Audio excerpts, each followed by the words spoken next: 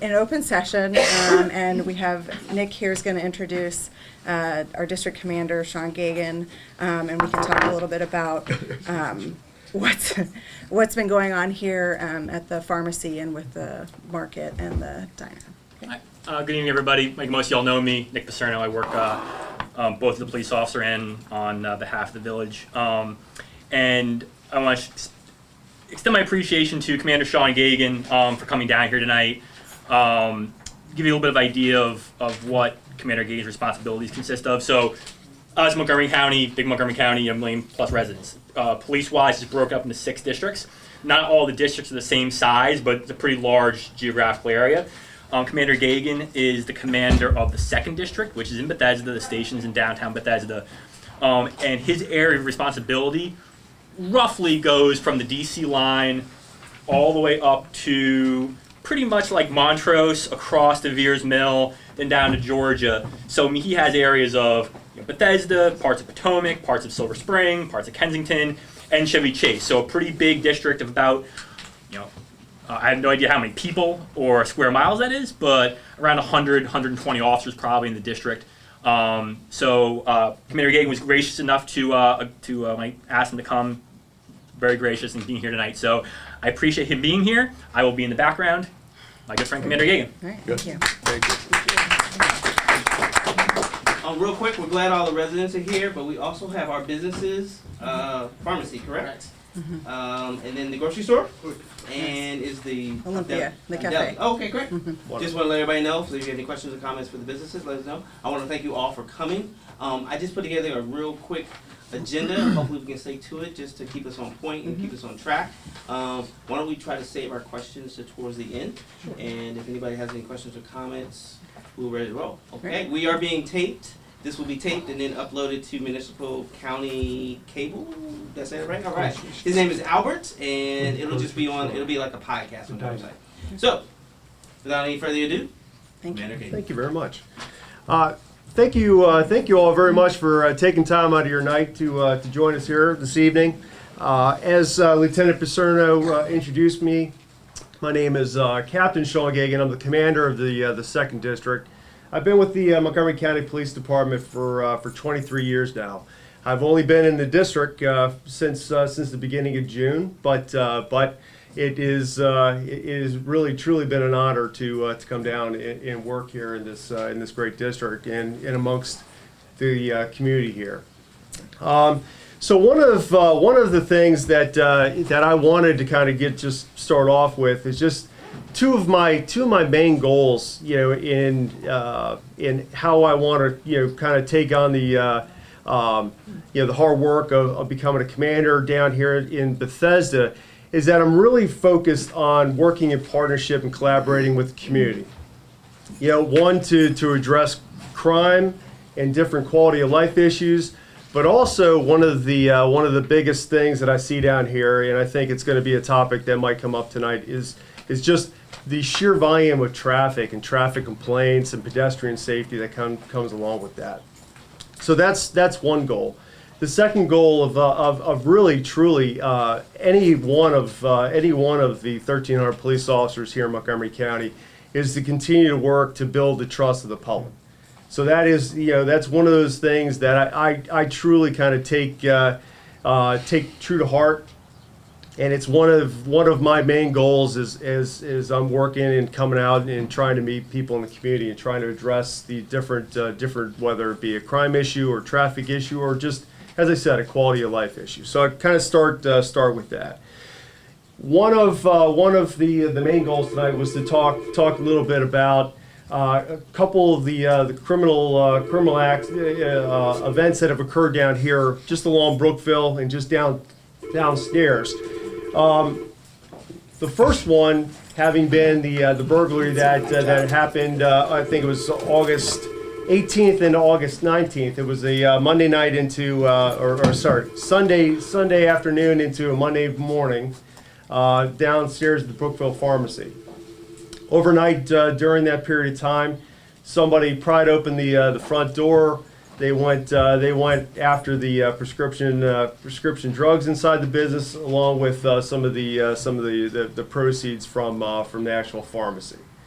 A couple weeks later, then we had two businesses downstairs, the Olympia Café and the Brookville Market. We received word from somebody who was out walking the dog in the middle of the night that, again, somebody had smashed the front doors of the business, gone in, stolen property, along with some of the surveillance equipment that was in one of the businesses. So, kind of real quick, I'll touch on the fact that the Brookville Pharmacy, all right, has been the victim of a couple different crimes. One being this past March, when there was an actual robbery at the business, and one of the employees was struck during that robbery. And again, the suspects in that case went after prescription medications along with some cash, and they fled the business that same time. But there's been a couple others, over the past several years, since going back to 2009. There's been 4 other cases. One was a larceny involving an employee, and there's been 2 other burglaries and an attempt burglary that same business. But as I said, that's kind of from 2009 until today. The Olympia Café and the supermarket, we're kind of looking at that as being part of a trend that my detectives at the district and along with several other jurisdictions are working. I can't really go into a whole lot of detail on that, but there's a lot of similar circumstances that kind of lead us to believe that this group that we've been looking into, that we're following along, as I said, working with several other jurisdictions in Virginia, actually up into Pennsylvania and some other places, that we're kind of focused in on them. Now we're hopeful that that's going to lead us to some closure here with regards to that. The actual pharmacy burglary itself doesn't necessarily fit that particular trend. The kind of the MO, as police like to use of the individuals in that case. But it is not one of those things that is uncharacteristic of a small pharmacy operation. And I'll try to explain that a little bit better. We do get more. We do have robberies of commercial pharmacies like CVS. There's a number of different more commercial-like pharmacy robberies that do occur within this region. When I was over in major crimes with Lieutenant Pacerno, we did have some opportunities to work cases that had to deal with that type of thing. But we do find, especially around this region, that you will see some of these smaller, whether they be a family-owned operation or a much smaller, maybe single group-owned pharmacy. They kind of typically are looked at, and they're one of the maybe the highest hit. And there's a lot of reasons that kind of go into that type of thing to do with, with commercial businesses. You'll get maybe a more sophisticated alarm system, surveillance system that is not necessarily being the surveillance equipment is not going to be centralized within the business. It's going to be at a central office somewhere else. That okay, if a suspect were to come in and one of the things that they're trying to do is they're trying to avoid any type of video or photograph that could be put out to try to help identify who they are. When you have something like that commercial where that equipment is being held somewhere else, they can't get to it, so it's going to be captured somewhere and it's going to be shared with law enforcement. And in a smaller operation, smaller business, you get a lot of equipment that might be there, and it's easily accessible by the suspect. So it's one of those things that when we talk to business owners, and we try to get this message out when we come out and we handle the initial on scene. Okay, meaning that the officers are out there, they're taking the information. They might be calling a detective who comes out. We might have somebody processing. We try to provide information, try to educate the business owner, and make sure that they are aware that, hey, here's some tips that you might be able to use to kind of help down the road if you are to become a victim again. So that, all right, they're not able to make away with the surveillance equipment. So we are actually able to see video of suspect, which will help us identify who they are. Okay, so with those three businesses, we are, as I said, other than the pharmacy, which was victimized earlier this year, we haven't seen anything else other than a couple minor things over at the supermarket. Now, that doesn't mean that doesn't make people feel unsafe. I get that. That's one of the main reasons why I wanted to come out and be able to speak to people about this type of thing. But what we are focused on, and since the latest incident in September, is that I have made sure that my midnight cars, especially the patrol officers that are in this area overnight, are making sure that they are checking on the businesses. Okay, that they're making a note that they have been out here, and in the morning they have to report to me to make sure that I know, okay, that they were out here. All right, and as I said, since we instituted that, I'm going to knock on wood with this because I don't like to tempt fate. We have not had a repeat of that. So those are the three main crimes that we've had that kind of caused the biggest impact recently.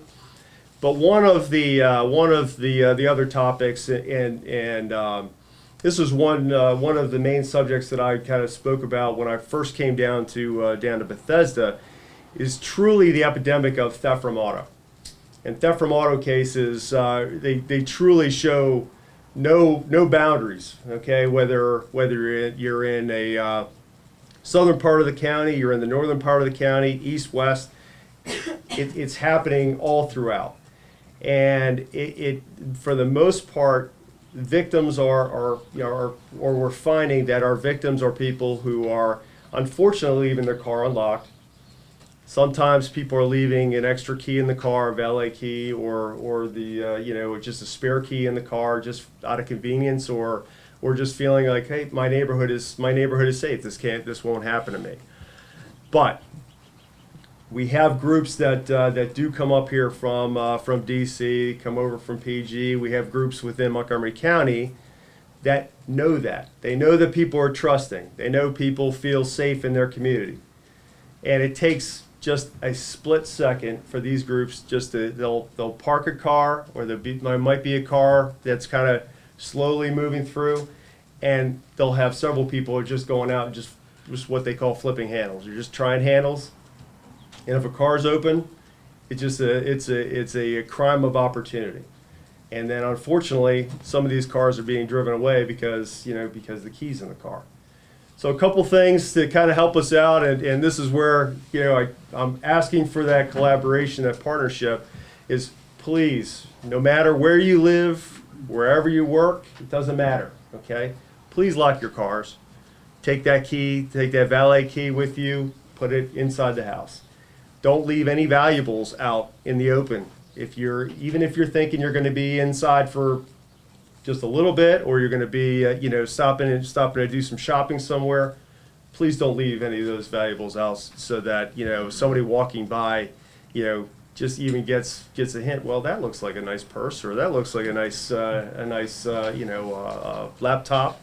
Okay, because a lot of these things just have a tendency to walk away, and really we see this kind of all throughout the county. This is one of the biggest crimes. And I'll just tell you that I had my OSC at the station. She ran a report for me just within a mile of where we're at right now. and this is for the year, we've had 44 theft from auto cases just in this area. Okay, so it's a very challenging crime because there's really no set pattern to it. So I kind of try to flood as many neighborhoods as I can throughout the night. But a lot of times you really have to get lucky with that type of thing. Somebody might see something, somebody might hear something, they call us, and we have the opportunity to get out. But a lot of times, as I said, people become victims of that type of crime just because of the sheer opportunity that the car was left unlocked.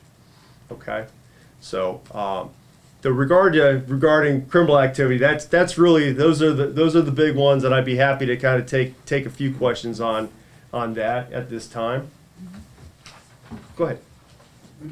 Yep. You s- So of the 4 different break-ins that Mhm. happened recently, Mhm. I think the first one to the pharmacy was to the rear of the store, right? Where What I was told is that they tried the rear and then they came around, they pried open the front.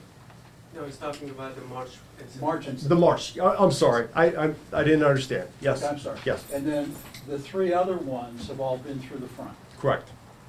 So I guess my question would be, does it make sense for the village to consider having camera capability in the front of the commercial strip that is safe from being cut by a robber, such that it shows us what's happening and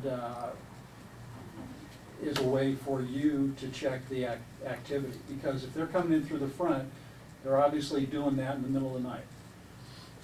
Is that something you want? Well, so I will say it's something that we've talked about, and there are ongoing discussions with the businesses about securing. There's a difference between the village taking on videoing in the public sphere Sure. versus the businesses or the owner of the building Sure. taking on videoing. Well, I But think we have one of the owners. it is right here. something that We're we're. putting the new camera system outside, starting from Brookville, going all the way around the building to the cafe. It's gonna be 6 camera outside.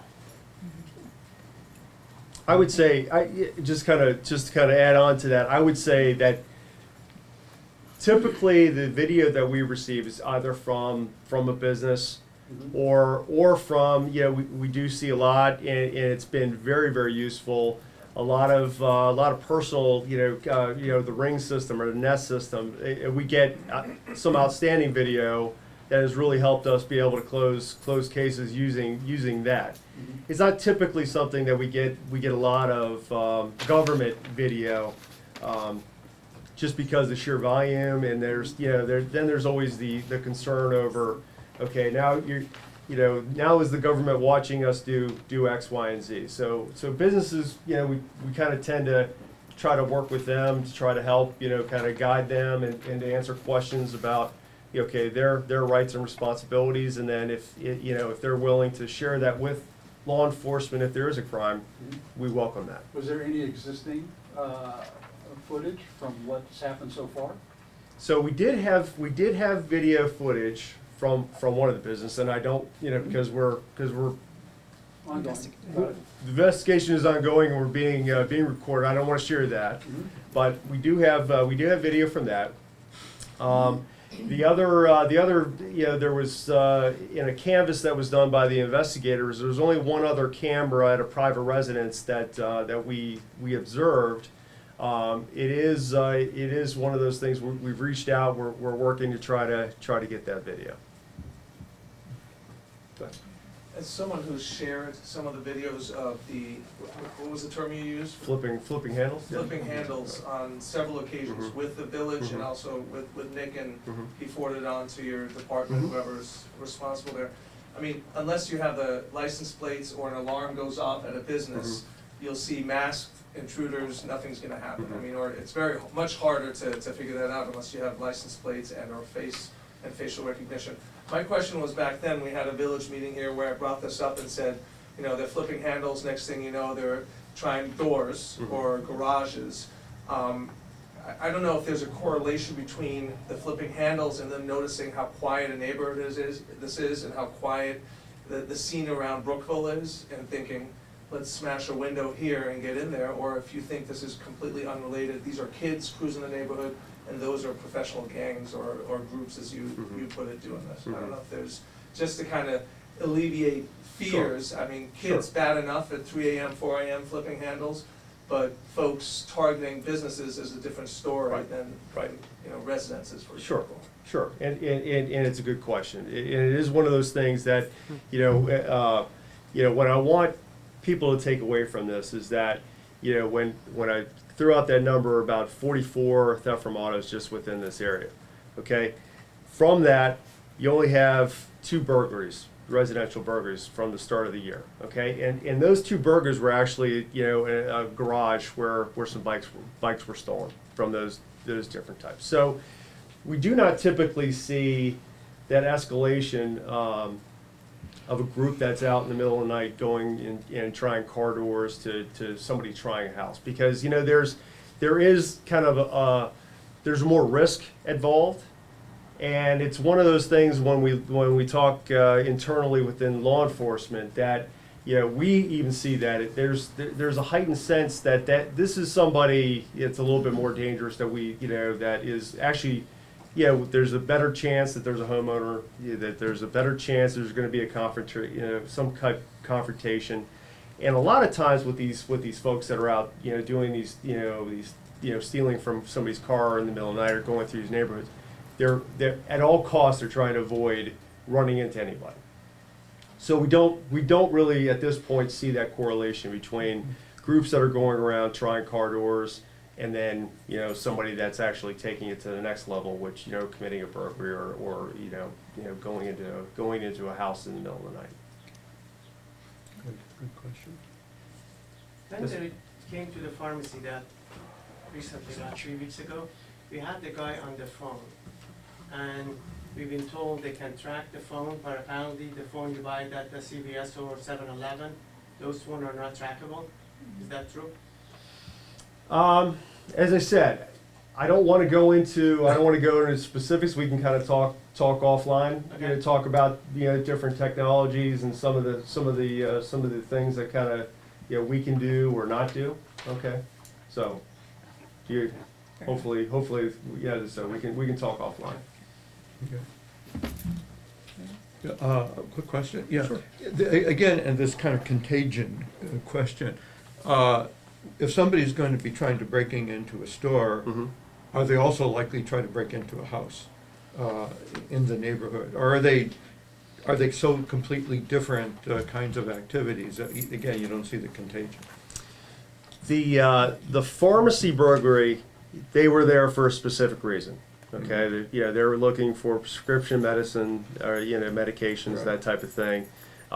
It is not, again, those two different groups. That's, I don't like to kind of be overgeneral, with Right. regards to criminals, but a lot of times they will kind of specialize in different types of crime because, all right, there's a reason why they're going or they're targeting a specific business or a specific product. They might have somebody that wants that back, and it's supply and demand. Yeah. Okay. Right. So the basic message is so unglamorous. Lock your doors. Yeah. I mean, it's not. Well, it's not listen. so much surveillance. Right. It's not alarm systems. It's not having a police dogs out or anything. Lock your doors. Well, it's that, and and I'm telling you, we do encourage people to to have the cameras are great. Okay. I mean Okay. with the ring cameras, Nest cameras, and I'm not here to plug one or another. I mean, but we do see a lot of that, a lot of people using them to great success. I mean, if somebody comes to their door, whether they're home or not, it alerts them, and they're able to have a conversation. Which again, a lot of times when we're talking about somebody somebody who's out and about, kind of prowling, and they're not looking for confrontation. They're trying to hit places that they think are empty. Right. Okay, and But those. Pardon Go ahead. to interrupt. If they are confronted, if they run into someone who's walking a dog, I mean, we knew from the first pharmacy incident that while they didn't discharge a weapon, they had a weapon on them, and I don't know if they used the weapon to strike the employee, but, you know, this is what I brought up the last time. These are harmless, they're just going for the cars, but the next step is if they feel threatened by someone walking a dog, they could be armed. So we were talking about more patrols or something to address that. Sure. Because, I mean, they can't expect never to encounter someone when they're Right. flipping handles, right? I mean, Correct.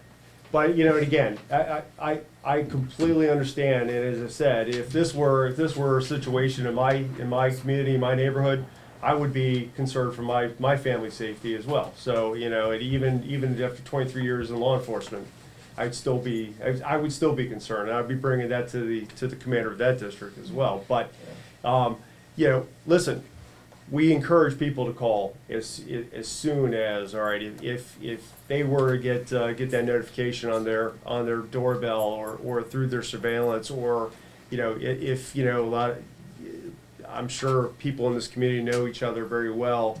They know what looks out of place. We encourage you all to pick up that phone and call right away, so that we can get out here as quickly as we can and try to identify, you know, that person and make sure that they're, you know, all right, they do have business here for a specific reason, or they shouldn't be here. And at least then we can work to try to figure out, all right, why are they here? What have they done, if anything, and work through that. And we Yes. have had a little bit, just, you mentioned earlier, the midnight cars, and Nick and Mike have also kind of worked with their schedules a little bit so that we're strategically using not only our contract support, but also working with the county to make sure that if there's a pattern, if there's something that we can do to make a change, that we are making that change. Yes. Paul? Go ahead. What's your relationship with the Metropolitan Police? We're right on the line here. Mhm. We had a car stolen, as you well know, on Raymond Street about a year ago. And it was a terrible situation between Montgomery County Police and Metropolitan Police, back and forth, because he took the car into the DC. Right.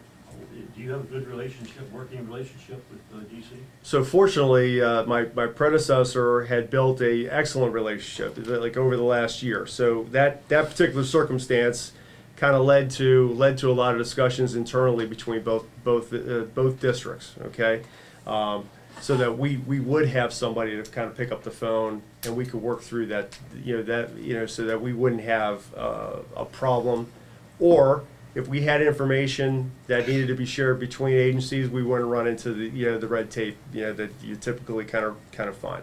So one of the lieutenants down in District 2 with the Metropolitan Police Department is constantly feeding us information, constantly in ongoing discussions about their issues on the line with theft from auto and having individuals that are stealing from work vans and work trucks, during the day, because as everybody's aware here, I hope that there's a lot of construction in and around the Bethesda area and down along the DC line on the DC side.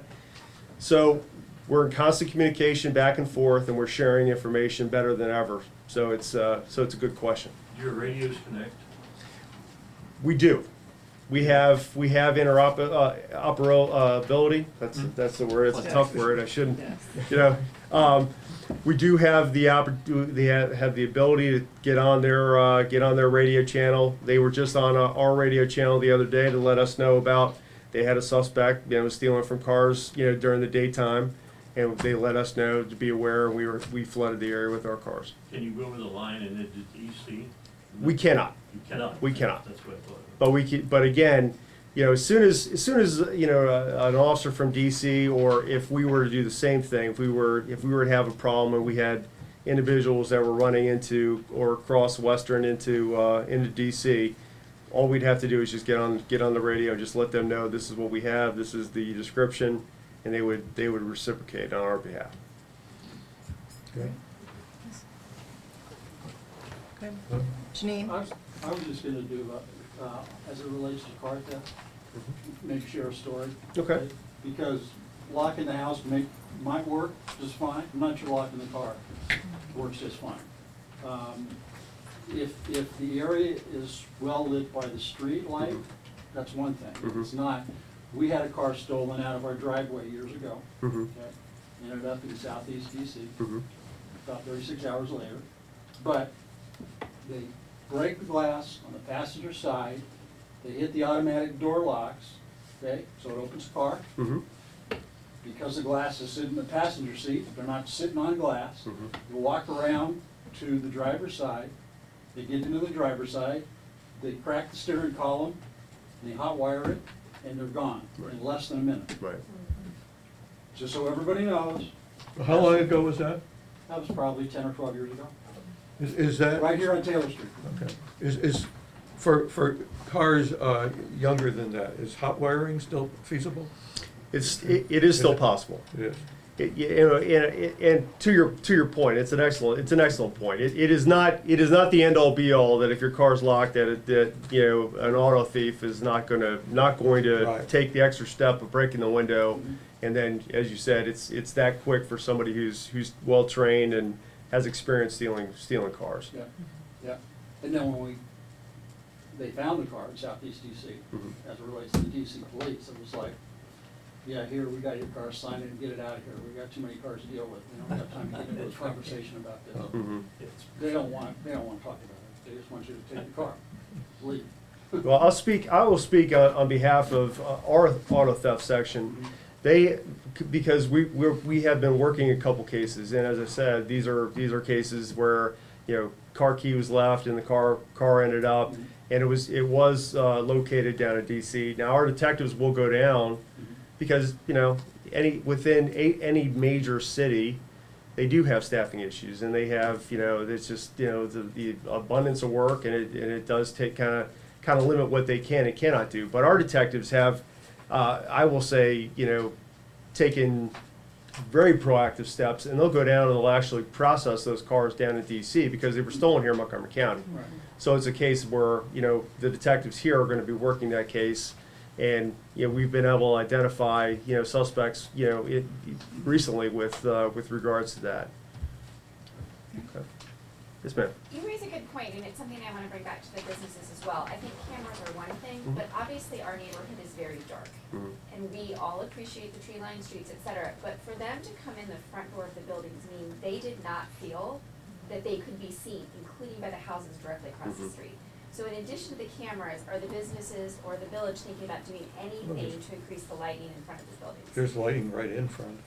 There's lighting right on the sidewalk, right But in front of it's, the stores. I've walked through early in the morning Yeah. with a dog, and I will tell you, it is not well lit.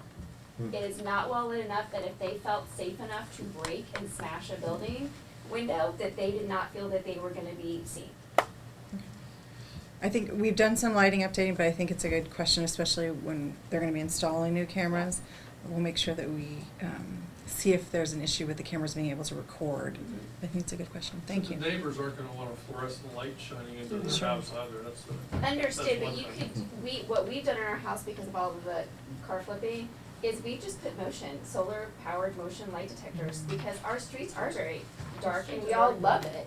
But the reality is, that's what makes it so easy for people to go up and down the street and hit 12 cars on a single street. Well, and we have different kinds of lights throughout the neighborhood than we do here in the front, so again, maybe just kind of reviewing what are the lights that are here, and if there are gonna be new cameras, to make sure that they're gonna be able to see the cameras we did. The motion lighting's definitely a good deterrent. Yep. Anybody else? Yeah, good. I was just gonna make a comment to the village. I live on 6809 Brookville, and so, you know, the property next door was being built. And I was here for the hearing where the builder requested some variances, and he wanted to build a garage. And I believe that was turned down because garages aren't within the character of the neighborhood. But I'll just add that if there's an issue with theft by auto, a theft from auto, that should be taken into consideration if and when someone wants to build a garage to secure their car. Okay. Yes, sir. Some sort of surveillance be set up on the other side of Brookville Road, aiming this way, and that would be triggered when somebody gets like too close to the front of a store, like going up to the door. And Well, I know that would be a different village jurisdiction. function, but it could be a county function perhaps. that would be something that that would have to be discussed, I think, with the county attorney's office, you know, and just county government in general, because again, the concerns over surveillance, you know, of just, you know, people out and about, and, you know, and they just, you know, so that it's a good point. It is something that we can take back and as a possibility. I typically, you know, and this kind of goes back to an earlier point. So I typically like to have officers, you know, in and around the area, because I truly kind of get, I think you get more of a sense of what looks, you know, what looks to be, you know, kind of out of the ordinary, and what is, and you don't really get that sense maybe necessarily from, you know, from a surveillance video that's being recorded somewhere else. So I have patrol officers, as I said, that I put in neighborhoods when I have problems. That's kind of, you know, so that people get the sense of, all right, there's a marked police car. There's, you know, it's visible, and the community, you know, kind of tends to feel a little bit more comfortable with, you know, with having that car, you know, being visible in their neighborhood, especially if there's been a problem. I also have, you know, one of the other assets that I have at my disposal in the 2nd District is a surveillance team. Okay, they dress just like you know, people here in the you know, in the audience, and they drive vehicles like, you know, that kind of blend in. They're not marked. They don't have the lights that, you know, kind of give them away that they're a police car. And they're a tool that I can use if we do have, you know, a situation like what we've been discussing here tonight. So typically, yeah, this is one of, you know, because we've been, you know, kind of targeted in this area, and we have had, you know, theft from autos, you know, that are, you know, cases that kind of have been hitting this particular community, along with some of the other communities along Brookville and Connecticut. I do have them, you know, spend time here. But it is one of those things that, because they're not in a marked car, they're not wearing a police uniform, you don't always see them. So, you know, people are always kind of like, well, why aren't the police here? We've had problems, and it's hard to try to communicate that, you know, well, you may not have seen them, but they are out and about, and they're very well trained, and they do, because they have that tendency to be able to blend in. They get a sense of, okay, who walks their dog out here in the middle of the night, where, you know, what cars belong to, you know, to business owners at different places. So, you know, they're good, but, you know, I don't have 100 of those folks to be able to kind of, you know, get it into every community. Somebody over there. I have a question. Go ahead. So I get the pharmacy Mhm. break-in, I mean, that's no surprise, they're Mhm. breaking in pharmacies everywhere to get the Mhm. opioids. But why would someone break into the market and the diner? How would they know that there was cash there? Because isn't that what they went for, and cigarettes? But, like, why would, it seems to me like it's somebody who would be really like scoping out our area and know, oh, I don't know, they leave Mhm. cash there on Sunday Mhm. night or something, you know, I mean, you'd have to be in the know if that's what and the diner, like what they take, Right. money? Right. I know, is that what they took, cash from the diner? Yes. Yeah, I Yes. mean, so that's not just like some random burgers, Well, you know. what it's based on is experience by people that are, you know, that their life is kind of, you know, like this is their occupation, that they're a criminal, and this is the, you know, the type of crime that they commit. You know, they do have this tendency, you know, to be able to, you know, kind of expect that a small business, you know, keeps cash on hand. They don't have access to, you know, maybe a bank, or they don't do like a drop in the middle of the night. I'm not saying that was the case in this particular instance with the two businesses, but That's kind of my step. but this is kind of, you know, again, training, knowledge, and experience, you know, based upon years of, you know, this doing this type of thing, or you know, criminal activity. Kind of teaches them that, all right, this is the place that we should go after. Okay, so we do get a sense, you know, for, you know, working criminal investigations over the years, that, you know, we do see a lot of you know, small businesses that are victimized, in this type of case, supermarkets, food places, that type of thing, because bad guys know, all right, that money's going to be on hand, or the potential for it. And if it's something where all they have to do is just break a window or break a front door, they're in and out, whether they get anything or not. Okay, they'll go find another place. So. I want to make a comment that, so when we had a break-in on a Sunday night, my parents and I, we were assuming that the suspect could be a person who's been into our store because they knew where the safety box was. Yeah, they knew where, because we hide the safety boxes in among the boxes, and then I'm sure it was it could be one of the customer or the suspect has been into our stores to look at where the cashier is going to reach out for the changes because we keep all the changes in the safety boxes. And that wouldn't be out of the realm of possibilities as well. I mean, these folks they do research. I mean, they'll go into a business and they'll know. All right, there's a lot of cash transactions that are being handled. Yeah. Also, my mom's friend who also owns a deli up in Baltimore, and they were also robbed. And then the suspect actually had followed the owner of the deli at the closing, and then they also broke into her house and took all the money from her. So that's our parents, we put all the surveillance cameras on our system at our houses too, and we are looking to get eight channel cameras inside and outside the stores.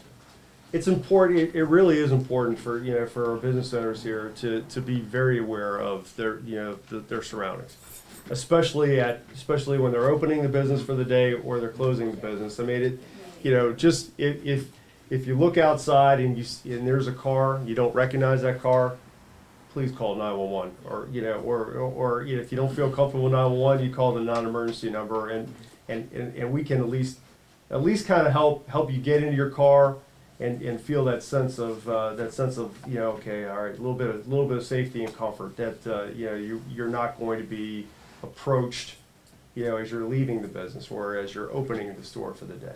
Okay. Yes, ma'am. No, it's actually been a number of years ago, but my house was broken into in the middle of the day. And my sense at the time was someone was observing my hours when I was working and literally broke through the door in the basement, cleaned me out. Yeah, I'm sorry. The officer at the time said there were 30 burglaries between here and Northwest DC at the time. Oh, okay. So that was part of a trend, something that kind Well, of had been feedback. occurring. Okay. Yeah, I mean, this goes back farther than, I mean, it's, I don't know, maybe 20 years, not even 20 or 15 years ago, but I mean, it was just the method, it just came to the basement and cleaned out. I mean, there's nothing left to steal. So, Yeah, I'm sorry. none of the good stuff, anyway. But I mean, it's, that goes against everything in terms of the time of the day and, being dark. Yeah, and as I said, I mean, there are specific sets of of criminals that's what they do. They're out there in the middle of the day looking because they know typically people are out and about. Whether they're working or they're handling daily tasks, they're out shopping or they're visiting people or whatever, running errands. They know, okay, the likelihood is that somebody's not going to be there, or they might. One of the things to kind of keep in mind is that we do have different criminals that'll come up, knock on your door, okay, ring the doorbell, and if nobody answers or then they find their way to the back, and they'll throw a brick through the door, or they'll kick the door in or cut through the screen. And that's why sometimes you get that if you do have the opportunity to kind of confront somebody with whatever means it is, whether it be through those different systems that we were talking about earlier, or just at least if you don't feel comfortable in opening the door, I don't suggest that everybody just go if there's somebody unknown at your door to open it. But at least to say something through the door, hey, look, I don't recognize who you are. I've got the police are on the way. You'll get that person out of their comfort, and have them move along, okay? That's kind of typically what we do see. Yes, sir. If I could make another comment on the notion of overall neighborhood surveillance and all that. Bernice is exactly right, middle of the day, right? We have seen recently people who don't belong in this neighborhood, knocking on doors, or actually walking through disheveled with like a shopping cart, right? They're not from here, they have no business being here, but they're here. A fellow knocked on my door the other day, and I knew he was up to no good. So he shows me a card from afar, right? Like, I'm here on, whatever it is, I'm here on, right? To better myself, right? That's fairly typical. Didn't want to show me the card up here, but I answer the door because, one, I'm reasonably sized. I want them to know that there's someone in the house who's, not small and can't take care of themselves. I've got a dog right next to me barking like crazy that he's just basically gonna walk away saying it's not worth it. I'm not gonna deal with this. I'll go to the next house. But I think it's important for you guys to understand that there are those people in our neighborhood. Right. Right? They're here. And they're yeah, they're Yeah. checking to see what's the trend. Because as you say, most typically, someone's gonna be gone from 9 to 5 or whatever. That's a great time for them to be checking things out. So do you wanna know, like, should they, for instance, have called you guys, or that's just an annoyance? Is that like No, something it's- that you wanna know? It's never going to be an annoyance. Yeah. It is something that I have suggested to other groups that I've spoken in front of. I suggest that if you don't feel comfortable, if there's somebody in your neighborhood that is soliciting, Yeah. if they don't, again, they're being a little kind of hinky with, how they're trying to show you, their card or whatever they're there to try to sell, please call us. So Okay. what number do you call, cause I wouldn't call 911. Okay. You don't call 911. It's great. It's a great question. So our non-emergency number is 301-279-8000. Okay, and I can, the council here is going to write that down. So if you didn't have a pen or but that is our non-emergency dispatch number. Saved in It's your in the phones. directories, It's too. in the directory, but Okay.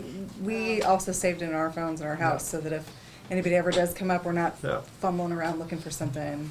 We can just pick up the phone. And it goes to the same exact place. It goes to our emergency communications center.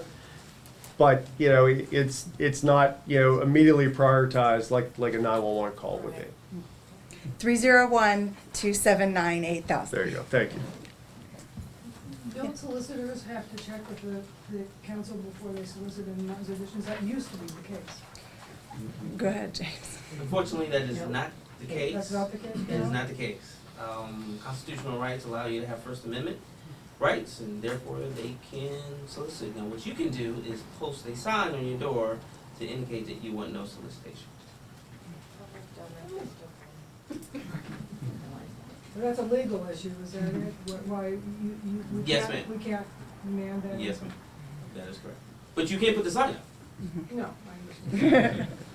And you can call us. We have a tendency to help move people along. But if you do find them, let us know, and we can see if we can intervene the best that we can. Is there anything else on this? I know that pedestrian safety was one other thing you might touch on for Sure. us. Is there anything else on this before we go on to pedestrian safety? Okay, all right. So I'd be I'm more interested to kind of hear because I know it was a topic that Mr. Gaston had asked that I speak to everybody about, and we had an opportunity to speak right before the meeting about some of the different things that that the community has kind of brought to their attention. Some of the concerns, for the pedestrian safety, especially I guess a lot of the kids, because there's some bus stops here on Brookville. I want to kind of throw this out there, and then I'll kind of open it up so that I'd like to hear specific specific problems that I need to take back and make sure that my traffic unit comes over and addresses. But one of the things that I have, again, yeah, I have a lot of different tools, that I can use at my disposal. I have a traffic unit that works at the second district, and assigned to that traffic unit, I have an officer who's on a long-term temporary assignment. He's handling all my traffic complaints.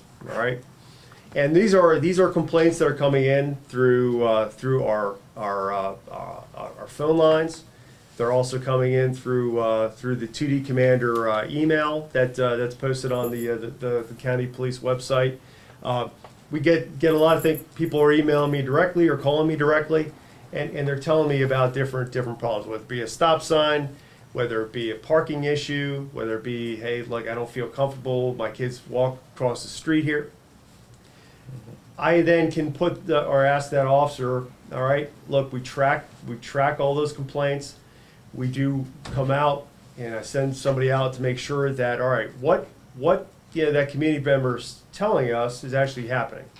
All right, because they're, as I'm sure you can imagine, each and every day with 1.1, 1.2 million in Montgomery County, we do get a lot of different calls, and complaints that come in that we have to kind of work through. So we come out. I'll have an officer, observe, the crosswalk or the stop sign here. I know Taylor or Brookville has been an issue for people, and then just to see what's happening there. Now I know there's stop signs at that intersection, but I was even out here earlier today, and people were, only because they could see, all right, that I was sitting there in my car, did they stop at the last second. Okay, so I know, just in that short period of time, that's a problem, and I know, as we were talking about, that things like different systems for navigation have a tendency to kind of put Martin's Addition on the map, so to speak, as, hey, this is a perfect place to cut through if you're backed up on some of the main arteries. So I get that. One of the things that I want people to know, and I'll leave some business cards so that people have access to our main number and to the 2D Commander email, is that I need to know about these different things. Okay, I that's part of that, again, that process of us working in partnership to address these problems. So I want to hear about specific intersections and specific crosswalks, and I'm sure I'm about to.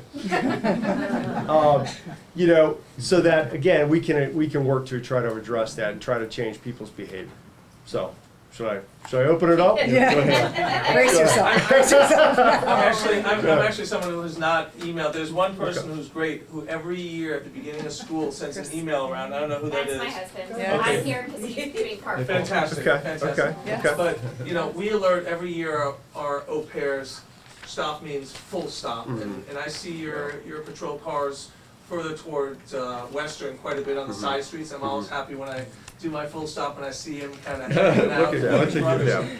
But what I've really noticed now that one of my 3 boys is starting to walk to Chevy Chase Elementary, they all meet in front of the supermarket, and then they cross that awkward but much improved crosswalk there, is that it's rolling, you guys will make a killing there. Yes. It's rolling stops, incomplete stops, and I've spoken to a neighbor, where when we come out of Turner, we can't even get onto Brookville because those guys are coming rapid fire. So there's no interval between these cars stopping at the intersection of Taylor, because they're just kind of rolling through. This is in the mornings, of course. Yeah. I've also noticed this morning, as an example, Right. just real briefly, these kids are standing at the stop, at their crosswalk, and cars are not, I know it's not a bus, there's no red blinking lights, but they're not really waiting. They're kind of inching up toward the crosswalk as kids are crossing the street, which makes me pretty uncomfortable. Sure. So, that's what I got. I'll pass the torch. Captain, there's on Connecticut Avenue, they have crossing guards, They're fantastic. and they're really good. Yes. And I've asked them about, whose jurisdiction are you under, who pays you and everything, and they said the county. Right. I don't know if it comes under the roads, the highways, the police, or is that a possibility of getting crossing guards? So it is a possibility. It is, the crossing guards here in Montgomery County fall under the police. And Oh, they do, and actually, okay, good. They okay. kind of work out of our traffic division out of headquarters. Yeah, But there's a finite number of those folks, and they're kind of prioritized towards those intersections Right. where people have made the most noise, or there's Yeah. been based upon collision data, there's been problems. Right. So it would be something that if there were if this was the area, especially down here in Martin's Addition or Chevy Chase 3, that this was the most important, that this would be something that at least I could then speak with the captain over there in charge of the traffic division to see if they could even come out and say and have one of their the sergeant, the supervisor that kind of monitors or manages that group. They could come out here and take a look at it. And again, same type of thing with my traffic officer. They would be able to quickly identify, this is a problem. This is something safety-wise that we want to make sure that the kids are getting to and from school, Right. safely. Okay, good. So if there, I mean, this may not be under what you know, but would there be an opportunity, for example, for Martin's Addition to kick in funds to help fund that, or is that not feasible? Or some of the neighboring jurisdictions, like to split it with the county, if that were an issue? That's a question that is probably best answered by the captain in charge of Right, that's good. the traffic division. Yeah. But I think we would be willing to Okay. kick in some money if it looked like it would be Okay. effective. so just real quick, and you might be able to help because you're I guess the email person. So is the pedestrian crossing, is this right here right at, here, at yeah. Brookville, and is it Taylor It's or the one Turner? right in front of the supermarket. Yeah. Taylor. Okay. Yeah. But I Okay. will also stress, the one that's directly in front of LaFern is the one the middle school uses for their bus stop. Yes. So the reality is, I have 2 on a bus and 1 who walks every morning, so they are all 3 crossing Mm-hmm. between 7:08 when the high school bus comes and 8:25, 8:30 when the walkers go. Okay. And the challenge is, when I cross my youngest, I have many times to that inching up, I've actually walked directly in front of the car in order to get them to stop. And I will say the kids are very good, they all put their hands up, etc. But the rolling stops have been going on for years. In addition, I've seen several cars when the bus stop is stopped with the stop sign out have gone through the line as the kids are crossing the street. Okay. They have cameras on those buses usually? Yes. Do know. So hopefully those are massive. $100 fine. That's The first ticket $250 and it goes up to 500 plus. But Luckily, there's But- some parents in the morning Morning, there. they are always but- there. Actually, I can answer that question real quick too. Go ahead. Every single school bus in Montgomery County now has Yeah. a school bus camera. Okay, good. So if somebody goes around, they get tickets mailed. yeah. Just like a speed camera or red light camera. So I think it's like 1,300 buses. Yeah, I- unfortunately, I'm sorry. I would also stress that while the morning is a concern, I would stress the Afternoons. afternoon with Yeah. the walkers are just as much of a Sure. concern, because Sure. to your point, Brookville's a wonderful way to Right. get past the traffic on east-west, et cetera. It's, later in the day, it's almost 4 o'clock, so you've got people that are starting their commute who are not from this area and do not understand that it is like a jagged 3-way stop there. So I do think some people are honestly making a mistake, but the fact they are not paying attention to the number of children in the crosswalk, we will end up with a child getting hit. There is absolutely no doubt about it. Well, there's been people hit there. Yeah. We've had a couple And they're on their phone too. of older people hit. It might help, we'll just get you all the different spots Sure. where the buses stop. Okay. And that way we can provide it, and then times, because I think that's a really helpful key, since it's rolling. Well, but then we've got, right on Up there, Raymond, at the same thing there, and then a little bit further up near Thornapple, so. And Raymond, at least for the middle school, elementary school, has crossing guards there. Because we've even asked Chevy Chase Elementary, and it's just too far away to get a crossing guard here. Okay. The kids, it's too far away to get Well, the. because for them, by the time, for them to leave and then get in Oh, time to do the for the bell kids, ring, to have they kids do can't, they Okay. can't get to it. Okay, got it. Oh, the safety patrols. Yes, Is that, yes, okay. yes, Okay. yes, Okay. not, All not right. the same. Okay. Yeah, no, not Got the it. official patrols. All right. All right. When we first moved here, 45 years ago, there was an elderly lady who I got the feeling was perhaps a volunteer. I wasn't sure, but she was there for 2 or 3 years when I Thanks. first moved here. up at, what's the four-way stop up? Raymond's. Raymond.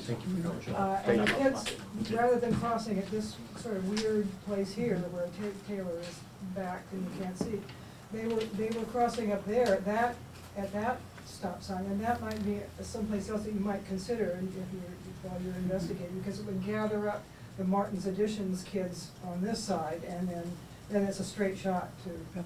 The problem's also that narrow sidewalk on this side of Yes. Brookville. And I mean, I There encourage, isn't anything on the other side, is there? it's a bigger sidewalk on that It's side, a but one-way? yes, yes, but it's, again, for me, I'm encouraging my kids to do the side streets because one distracted driver hits the curb, Mhm. so. So there's two other flags have come up in the past. You know, there are some intersections where they have flags where people can walk Yeah. across with flags.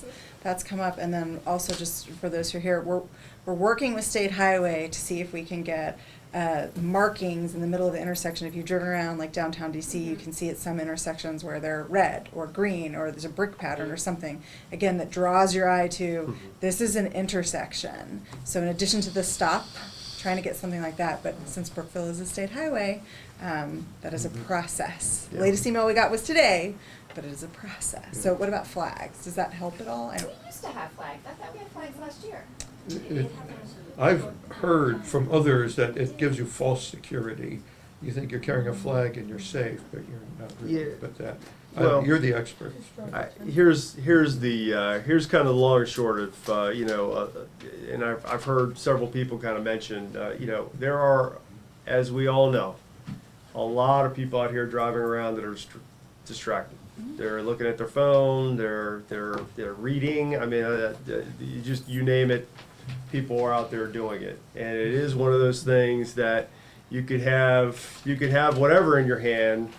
And unfortunately, somebody's looking down or they drop something and they don't even think about that split second. They've already gone 40, 50 feet in a moving vehicle. And unfortunately, that's where we worry about pedestrians that getting struck. So I would say that and I know, kind of having dealt with state roads and in some of the discussions we had about Wisconsin Avenue. It's a process. It does take some time, but the folks that I have had an opportunity to speak with just recently, in relations to, as I said, Wisconsin and kind of that main corridor, basically between Middletown all the way down to Bradley, where all the construction is going on right now. They have been very responsive. They know that look, pedestrian safety is important to everybody. Unfortunately, there's a lot of bureaucracy that goes along with that every government. So it is important that you kind of stay on top of them, and that we have data to kind of support that. So as you kind of saw, I'm trying to take notes, and I'm gonna as I said, look for some additional feedback from some of the other people in the room that maybe didn't feel comfortable with kind of speaking up, but might feel more comfortable in emailing or calling me directly, and at least give me some sense of, all right, where are some other places that I can send my motor unit out here to kind of again try to hit those folks that are rolling through your intersections, that are not stopping for the kids that are coming through or on the bus. I mean, the fine for somebody that that goes past the bus, if it's just caught on the camera, it's $250. If it's caught by a police officer that sees that, they scratch the actual photo ticket, because the actual ticket given by an officer is $570 and 3 points. So it's it's a bigger hit, and it's a bigger impact with the points on their license. So we'll come out. We'll send some folks out here to do a little research and some enforcement. Okay. Is there value to volume of those complaints? Like, should we, people who do have issues with particular intersections, should we all be sending notes and flags of that? It helps. Okay. It definitely doesn't hurt. Okay. Yeah. And I would say it's helpful for them to hear, but it's also Thank you for coming. sorry. It's helpful for them to hear directly from the Sure, residents yeah. in Montgomery County. Right. Because we can keep a list, but then they're hearing from Martin's Additions. They're not hearing from the I also individual. think it'd be interesting, I don't think people realize, I didn't realize when I first moved here, how many children walk to school in this Oh, yeah. area. And I just think that's not a very typical, I mean, Chevy Chase only has like 3 buses go to the school because so many students walk. And so to me, it's also just the pure number of students in 3rd through 5th grade now that are walking every day, both morning and afternoon. That to me is also what just increases the risk of it. Okay. Any last questions before we've taken an hour, more than an hour of your That's all time? right, that's Thank you. okay. Anything else? Anybody else? Looks like we've If you covered. do, just send an email to me and I will make sure that our officers, council members, do you have anything, to say quick last word? No. Nick, you wanna say Thank something? Thank you very much for We're good, thank coming. you. And I'm gonna leave, Thank I'm gonna you. leave some All right. business cards up here, so please see your council folks and, Can we move to adjourn? Okay, thank We move to adjourn. thank you both for Aye. coming. thank you all very much. The official gavel. Take a card.